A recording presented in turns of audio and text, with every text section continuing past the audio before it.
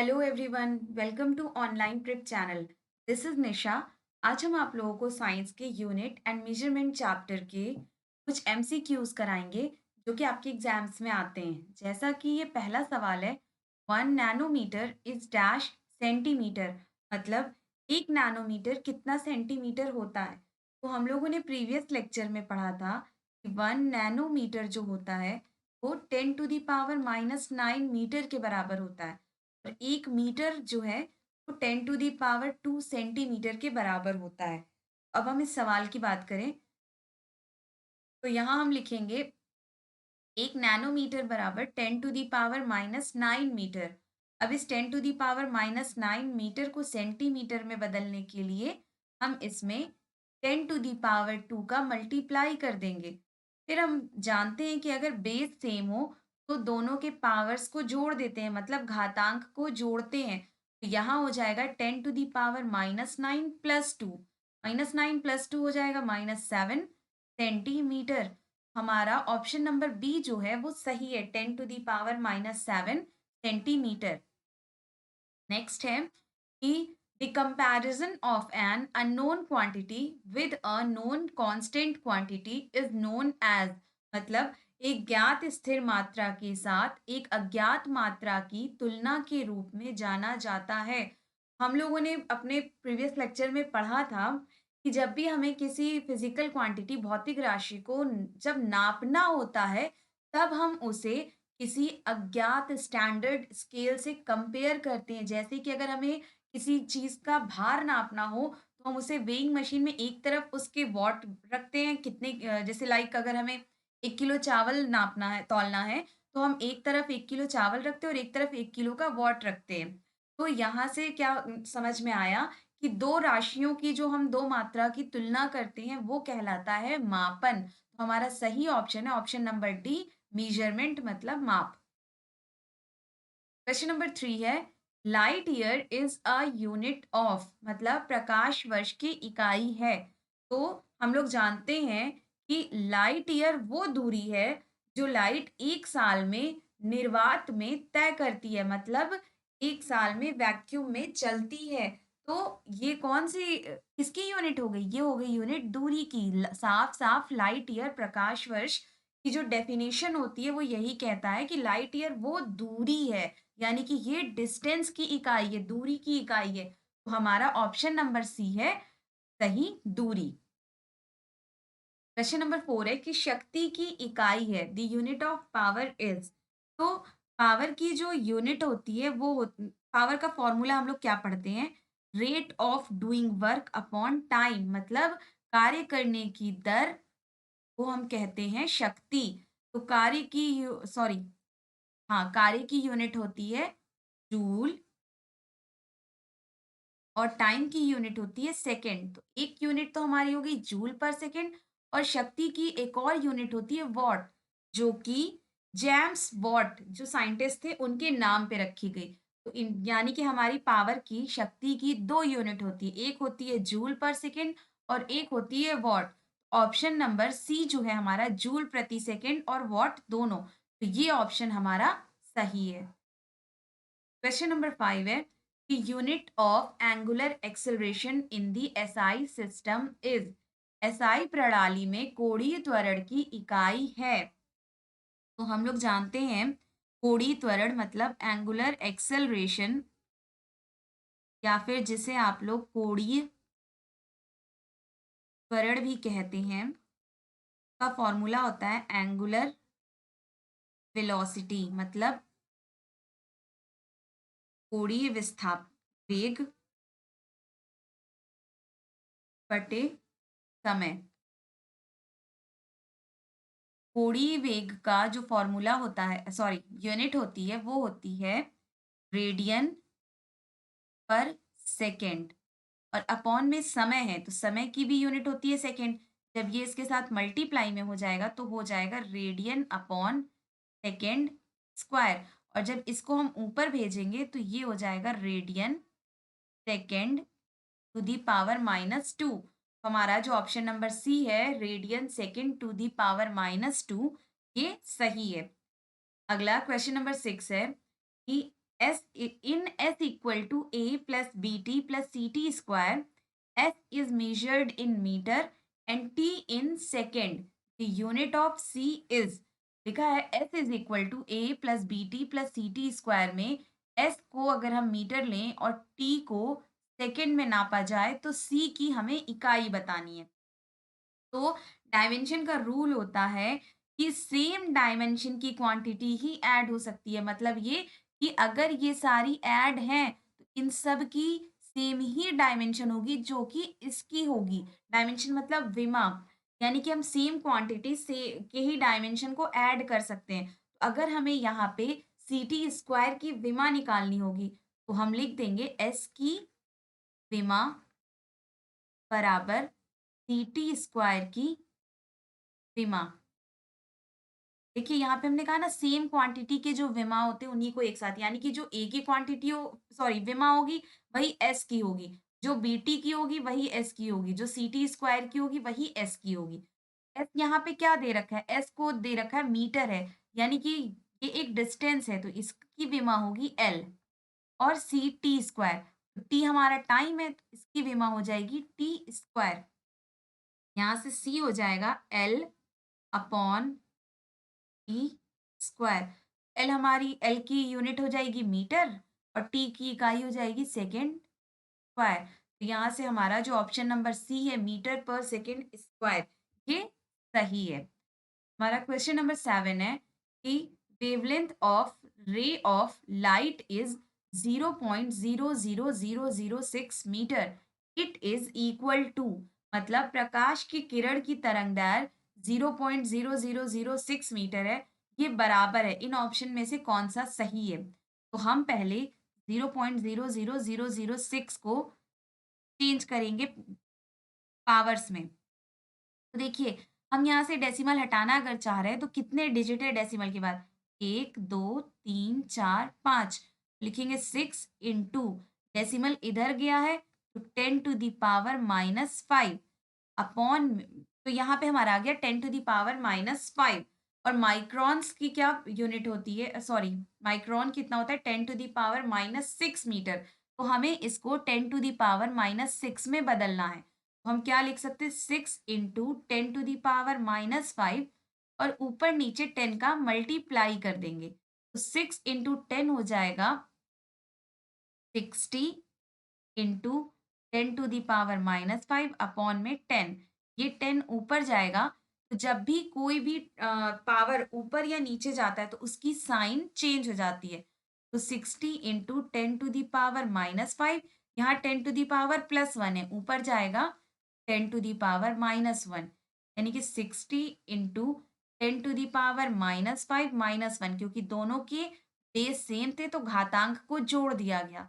कितना हो गया, 60 इंटू 10⁻⁻6 या फिर 60 माइक्रॉन्स। इसमें से सही आंसर है हमारा 60 माइक्रॉन्स। देखिए इसको आप इस तरह से डायरेक्ट भी कर सकते हैं, इसको करने का एक और तरीका है। एक मिनट, 6 इंटू 10⁻⁻5 जो हमने लिखा इसको आप एक तरह से और लिख सकते हैं। क्या होगा कि 0.00006 है, यहाँ से जब हम डेसिमल हटाएंगे 1 2 3 4 5 तो अपॉन में 1 2 3 4 5 हो जाएगा। कितना हो गया, 6 अपॉन 1 2 3 4 5, यानी कि इस ये हो गया 6 अपॉन 10⁻5 और ये ऊपर जाएगा तो 6 इंटू 10⁻⁻5। आई होप आपके दोनों टेक्निक में से एक तो ज़रूर समझ में आ गया होगा कि 6 इंटू 10⁻⁻5 कैसे हुआ। हमारा अगला सवाल क्वेश्चन नंबर 8 वो कह रहा है temperature can be expressed as a derived unit in terms of any of the following. मतलब निम्न में से किसी के संदर्भ में तापमान को व्युत्पन्न मात्रा के रूप में व्यक्त किया जा सकता है। तो पहले तो हम जाने कि डिराइव यूनिट मतलब व्युत्पन्न मात्रक क्या होता है। तो हम लोगों ने प्रीवियस लेक्चर में पढ़ा था कि व्युत्पन्न मात्रक वो मात्रक होते हैं जो मूल मात्रक पे डिपेंड करते हैं। यानी कि मूल मात्रक क्या था, फंडामेंटल यूनिट, कि ये सेल्फ होते हैं, ये किसी पे डिपेंड नहीं करते। लेकिन व्युत्पन्न क्या है, जो दो या दो से अधिक मूल मात्रा मिलके एक मात्रा बनाए उसे कहते हैं व्युत्पन्न मात्रक। तो लेकिन हम लोगों ने पढ़ा था कि लेंथ, मास, टाइम ये सब मूल मात्रक है, मूल इकाई है। यानी कि हमारा जो टाइम है वो व्युत्पन्न मात्रक नहीं हो सकता है। तो जो ऑप्शन नंबर डी है, इनमें से कोई नहीं, ये सही है। नेक्स्ट कह रहा है newton per metre square is the unit of, यानी न्यूटन पर मीटर स्क्वायर की इकाई है। तो पहला है जैसे ऊर्जा, ऊर्जा का फॉर्मूला होता है ई, सॉरी ऊर्जा की यूनिट होती है जूल, हम लोग जानते हैं। गति, गति क्या होता है? मोशन, यानी कि स्पीड या वेलोसिटी, इसकी यूनिट होती है मीटर पर सेकेंड। बल होता है F equal to M A, यानी कि newton metre per second square, sorry M A K G metre per second square. अगला हमारा क्या हुआ? ये हो गया K G metre per second square. अगला हमारा है दबाव, प्रेशर, इसका फॉर्मूला होता है फोर्स अपॉन एरिया। फोर्स की यूनिट जो होती है वो होती है न्यूटन, एरिया की होती है अपॉन में मीटर स्क्वायर। तो न्यूटन पर मीटर स्क्वायर किसकी हो गई? दबाव की यूनिट हो गई। हमारा अगला क्वेश्चन नंबर 10 है, the unit of surface tension in SI system is, SI प्रणाली में पृष्ठ तनाव की इकाई। तो पृष्ठ तनाव का फॉर्मूला होता है कि F upon L, force upon length. Force की हमारी यूनिट होती है न्यूटन और लेंथ हमारा होता है मीटर। एसआई प्रणाली की बात करें, एसआई में हमारा फोर्स की यूनिट न्यूटन होती है और लेंथ की यूनिट मीटर होती है। यानी कि हमारा ऑप्शन नंबर सी जो है न्यूटन पर मीटर, ये सही है। अगला सवाल है हमारा, the velocity of a particle depends upon as v equal to a plus B T plus C T square. If the velocity is in metre per second, the unit of a will be. क्या लिखा है? एक कण का वेग v बराबर a plus B T plus C T square है, पर निर्भर करता है यदि वेग मीटर पर सेकेंड में है तो a की इकाई बतानी होगी। अभी हम लोगों ने इससे पहले एक सवाल में बता देखा है कि सेम फिजिकल क्वांटिटी जिनकी सॉरी सेम डायमेंशन की जो फिजिकल क्वांटिटी होती है, मतलब समान विमा की जो भौतिक राशियां होती हैं, उन्हें ही हम जोड़ या घटा सकते हैं। तो यहाँ से एक चीज क्या क्लियर हो गया कि जो ए और बी टी और सी टी स्क्वायर की विमा होगी वही विमा वी की होगी। तो यहाँ हमें ए की विमा निकालनी है, तो हम इसे किस तरह से निकालेंगे? ए की विमा, सॉरी वी की विमा बराबर ए की विमा। तो वी की विमा, वी क्या है? वेग है, मीटर पर सेकेंड। ये हो जाएगा L T minus one is equal to A की विमा। अब इसको अगर हमें इकाई में चेंज करना हो तो एल हमारा क्या होता है? मीटर, और टी क्या होता है? टाइम। तो ये हो जाएगा सेकेंड इनवर्स, यानी कि अगर सेकेंड इनवर्स को नीचे भेजेंगे तो मीटर पर सेकेंड। तो हमारा ऑप्शन नंबर ए जो है मीटर पर सेकेंड, ये सही है। हमारा क्वेश्चन नंबर 12 क्या कह रहा है, if the unit of length and force be increased 4 times then the unit of energy is, यानी यदि लंबाई और बल की इकाई को 4 गुना बढ़ा दिया जाए तो ऊर्जा की इकाई क्या होगी? तो हम लोग जानते हैं कि जो एनर्जी मतलब ऊर्जा जो होती है वो वर्क डन के ही बराबर, मतलब काम जो हम लोगों ने किया उसी के बराबर। और हमने बताया भी था कि एनर्जी और वर्क डन दो अलग चीज नहीं है। अगर हमारी बॉडी में एनर्जी होगी तो ही हम काम कर पाएंगे, एनर्जी नहीं होगी तो हम काम नहीं कर पाएंगे। यानी कि यहाँ से एक चीज क्या क्लियर हो गया, E is equal to W, और डब्ल्यू का फॉर्मूला होता है फोर्स इंटू डिस्प्लेसमेंट। ये हमने पहला कंडीशन मान लिया। दूसरे कंडीशन में कह रहा है कि दोनों को 4-4 गुना बढ़ा दिया गया है। यानी कि अब फ़ोर्स कितना हो गया? 4 और डिस्प्लेसमेंट भी हो गया 4। मान लेते हैं डिस्प्लेसमेंट को हमने एल ले लिया था। तो यहाँ पे कितना हो गया? 4 4 16, 4 4 इंटू 4 16 होगा और इंटू में एफ एल। पहले था हमारा यहाँ पे एफ एल, अभी हो गया 16 इंटू एफ एल, यानी कि 16 गुना बढ़ जाता है। तो ऑप्शन नंबर सी जो है हमारा वो सही है कि अगर हम बल की इकाई और लंबाई को 4 गुना बढ़ाएंगे तो हमारी ऊर्जा जो है वो 16 गुना बढ़ जाती है। अगला सवाल है, parsec is a unit of, यानी कि पारसेक एक इकाई है। तो कल हम लोगों ने पढ़ा था कि अर्थ और सन की जो बीच की डिस्टेंस होती है, जिसे हम लोग बीच की जो मीन डिस्टेंस जिसे हम लोग कहते हैं 1 एस्ट्रोनॉमिकल यूनिट। फिर हमने कहा इसी से अगर एक पिंड चलते हुए इतनी दूर चला जाए कि वो इससे 1 डिग्री का एंगल बनाए, तो उसे हम कहते हैं पारसेक, यानी कि पारसेक किसकी इकाई हो गई? दूरी की हो गई। अगला है, 1 पिको फैरेड बराबर होता है, हम लोगों ने प्रीवियस लेक्चर में पढ़ा था 1 पिको फैरेड होता है 10⁻⁻12 फैरेड, यानी कि हमारा ऑप्शन नंबर 14 का जो सी है वो सही है। 1 पिको फैरेड होता है 10⁻⁻12 फैरेड के बराबर। Next question number 15, which of the following is not the unit of time, मतलब निम्नलिखित में से कौन सा समय की इकाई नहीं है?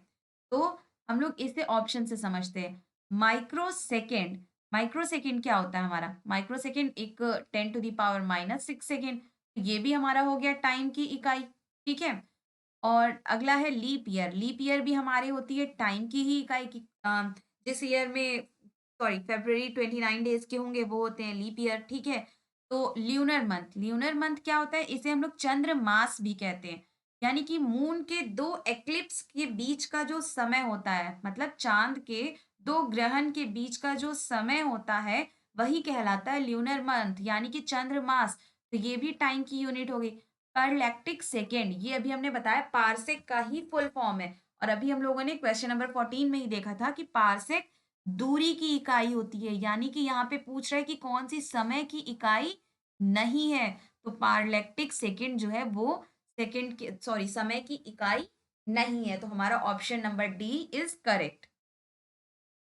हमारा अगला सवाल क्वेश्चन नंबर 16 कह रहा है, which of the following unit is smallest unit, निम्नलिखित में से कौन सी इकाई सबसे छोटी इकाई है? तो पहला है मिलीमीटर, मिलीमीटर को अगर हम मीटर में चेंज करें तो 10⁻³ होता है। एंगस्ट्रॉम होता है हमारा 10⁻−10 मीटर। फर्मी होता है 10⁻−15 मीटर। मीटर तो हमारा मीटर में ही है। इनमें सबसे छोटा कौन है? 10⁻−15।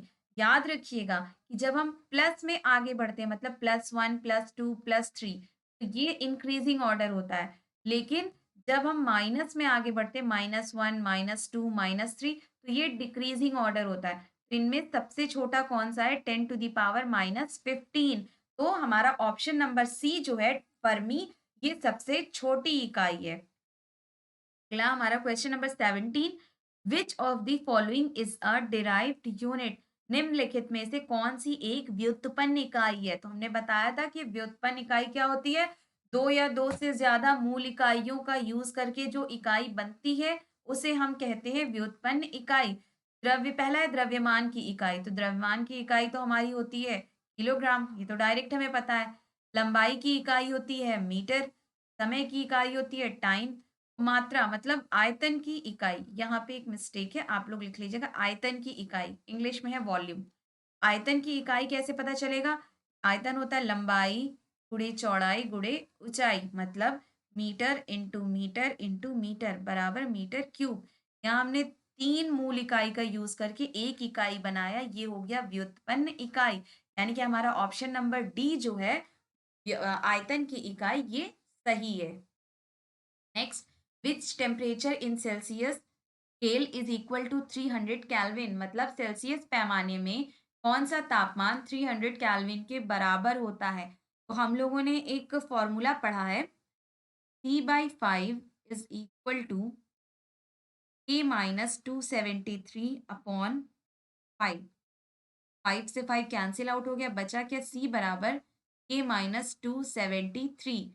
यहाँ पे केल्विन को कह रहा है कितना होना चाहिए? 300, तब हमें सेल्सियस की वैल्यू पता चलेगी। केल्विन हम रख दे रहे 300 -273, माइनस करेंगे तो हमारा आंसर आएगा 27 डिग्री। यानी कि 27 डिग्री सेल्सियस पे जो केल्विन की वैल्यू मिलती है वो हमें 300 मिलती है। यानी कि हमारा ऑप्शन नंबर बी सही है 27 degree Celsius. Next question number 19। The SI unit of dash is named after Andre Marie Ampere. मतलब डैश की मतलब किसकी एसआई इकाई का नाम एंड्रे मैरी एम्पियर के नाम पर रखा गया है। तो शक्ति की इकाई हम लोग जानते हैं वॉट, पोटेंशियल डिफरेंस की इकाई हम लोग जानते हैं वोल्ट, विद्युत प्रवाह इसकी इकाई करंट की हम लोग जानते हैं एम्पियर होती है, और ऊर्जा की इकाई होती है जूल। तो यहाँ से हमें समझ में आ रहा है एम्पियर विद्युत प्रवाह की जो इकाई है वही एंड्रे मैरी एम्पियर के नाम पर रखा गया है। तो हमारा ऑप्शन नंबर सी विद्युत प्रवाह सही है। अगला सवाल है a suitable unit for gravitational constant is. मतलब गुरुत्वाकर्षण स्थिरांक के लिए एक उपयुक्त इकाई है। तो गुरुत्वाकर्षण इकाई का हम लोग फॉर्मूला जानते हैं F is equal to G m1 m2 upon r square. यानी कि अगर यहाँ से g निकालें तो हो जाएगा Fr² upon m1 m2। Force की यूनिट होती है न्यूटन, डिस्टेंस की होती है मीटर स्क्वायर, m1 मास है केजी हो जाएगा, इसकी भी केजी हो जाएगा, यानी कि newton metre square upon K G square. ये ऊपर जाएगा तो हो जाएगा newton metre square K G to the power -2। हमारा ऑप्शन नंबर बी है जो वो सही है। आई होप आपके समझ में आज के प्रैक्टिस क्वेश्चंस आए होंगे। अगर इनमें किसी को भी कोई भी कंफ्यूजन हो तो डिस्क्रिप्शन बॉक्स में कॉन्टैक्ट नंबर है, आप उस पर कॉन्टैक्ट कर लीजिएगा। Thank you.